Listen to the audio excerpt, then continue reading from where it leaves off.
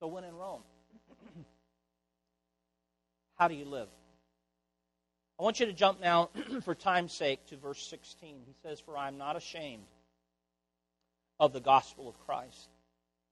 For it is the power of God unto salvation to everyone that believeth, to the Jew first, and also to the Greek."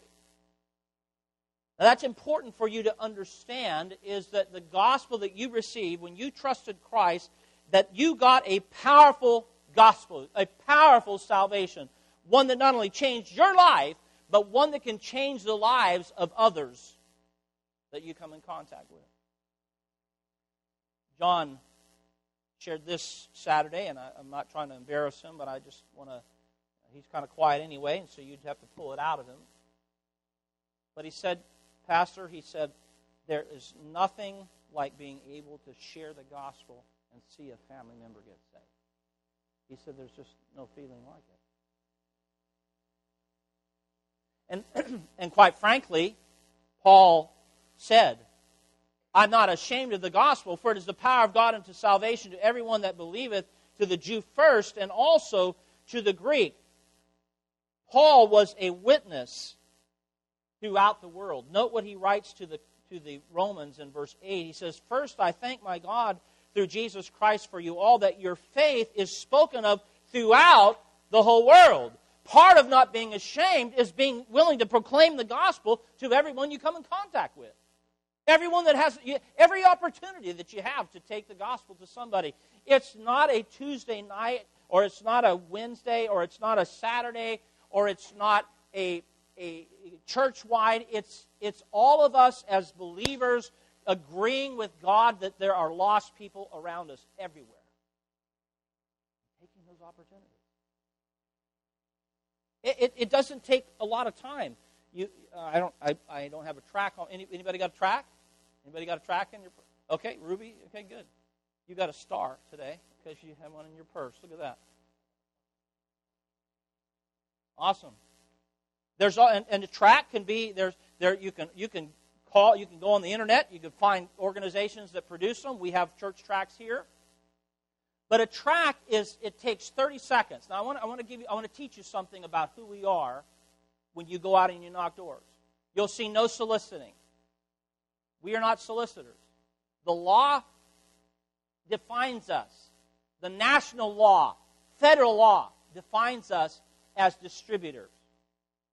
Now, for case in point and semantics, when I go and I knock on doors, if I see no solicitors, I don't have my track out. I have it in my pocket. The concealed weapon. And when I come to the door, I introduce myself as Brent, and this is John, or Brent, and this is Jeff, Brent, this is Wade, or whoever I'm visiting with, or Brent, and this is Charlie if I'm with one of the teenagers. And I'm a local pastor in the area, and we're just out inviting folks to our church and wanted to give you an invitation to come. 95% of people who have a no soliciting sign on their door will take it. You know why? Because I'm brief.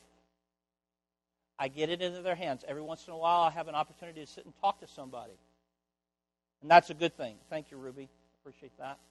I'll give that to you for your waitress this afternoon or something. So, but people aren't willing to even take 30 seconds to do that. Do you know that we have people that are a part of this church that I gave a tract to, and 9 months later called? How many know the Ayers? Ed and Darlene Ayers. Know them?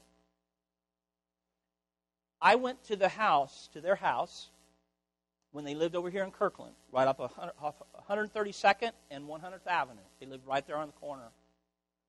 Knocked on his door. Spent about an hour, probably maybe even an hour and a half, and just talking with him, just getting to know him.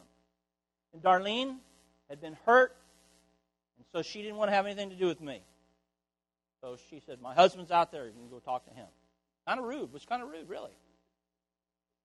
And I've told her that. She knows all this story. I left that track with him, literally 9 months later, we were meeting at the college. This is before we merged our churches together, and I was pastoring. Then was East Side. We were meeting at the Lake Washington Technical College, and he went up to the college, and he was walking around in the hallways of the college, and he says, "There's a church that meets here on Sundays. Do you know how to get a hold of them?" And people were familiar with it, and he finally got to the right people, and they got my number, and he called my cell. And I met him at the Olive Garden that we ate at yesterday, and met him for the very first time there. After that, that first initial meeting, and they became faithful ever since. So you don't know what even the power of a tract is going to do, and how quickly it can be distributed. Be a witness. Share the gospel. Take opportunities. Let people know. People should know about Jesus, and they should know about First Baptist Rose Hill because of one thing, because we are a witnessing church. When in Rome, don't be ashamed. Be a witness. A lot of people think when we come to the door that we are either Jehovah's Witnesses or we're Mormon.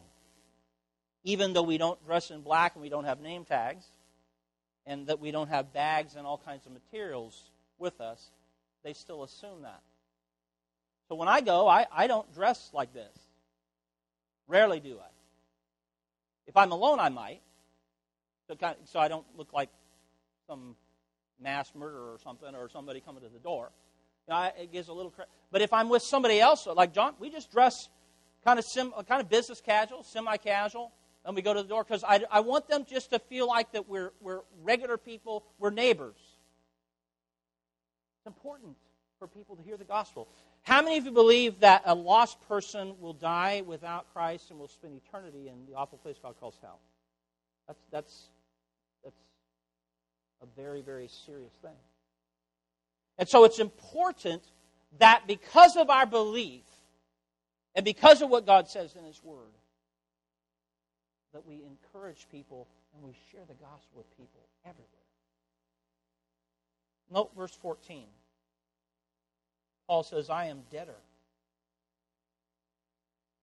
both to the Greeks," those are not people that are Jewish, but every nationality, "and the barbarians," to the barbarians, those are the uncivilized, "both to the wise," the intellectual, "and the unwise," the simple-minded. "So as much as in me is, I am ready to preach the gospel to you that are at Rome also, for I am not ashamed of the gospel of Christ. For it is the power of God unto salvation to everyone that believeth, to the Jew first, and also to the Greek. For therein is the righteousness of God revealed from faith to faith, as it is written, the just shall live by faith." Two things to consider when in Rome is, number one, don't be ashamed. And number two, in closing, live by faith. The Bible says we walk by faith and not by sight. The difference in faith and sight. The difference in faith and what you can see. Why? Because faith trusts everything that God has said here. Everything. That's faith.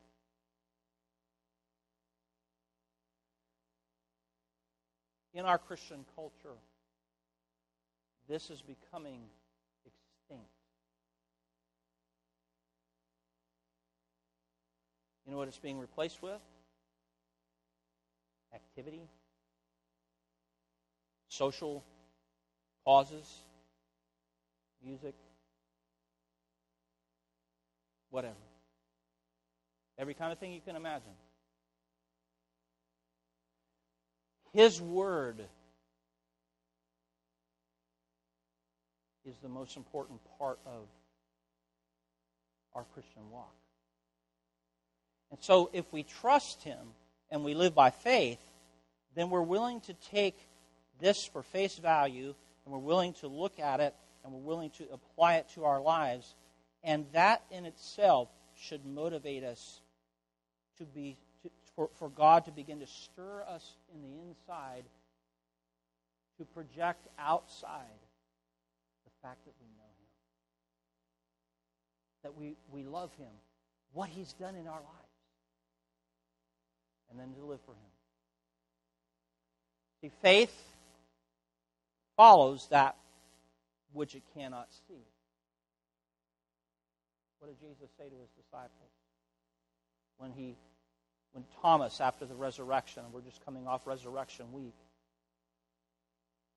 he came into the room, just appeared in front of the room, didn't knock. All of a sudden he was there, and Thomas was there this time. He had not been there for whatever reason before. The 10, because Judas was dead. Judas hung himself.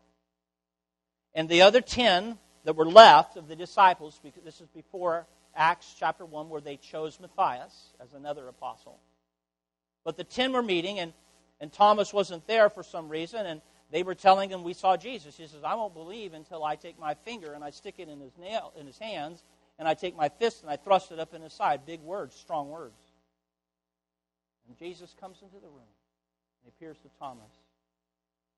And he says, reach hither thy finger and put it in my hand.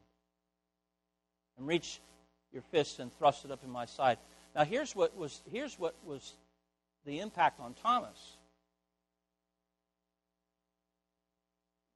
He didn't know that Jesus was privy to those words he had said. He had said those before Jesus entered the room.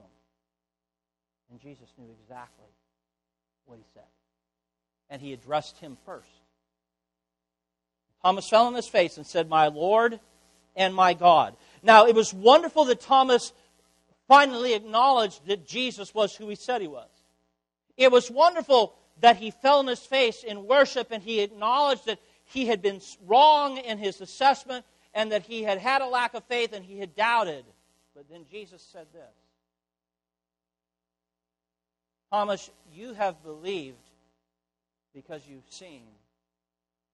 But then he said this, blessed are they whom having not seen have believed.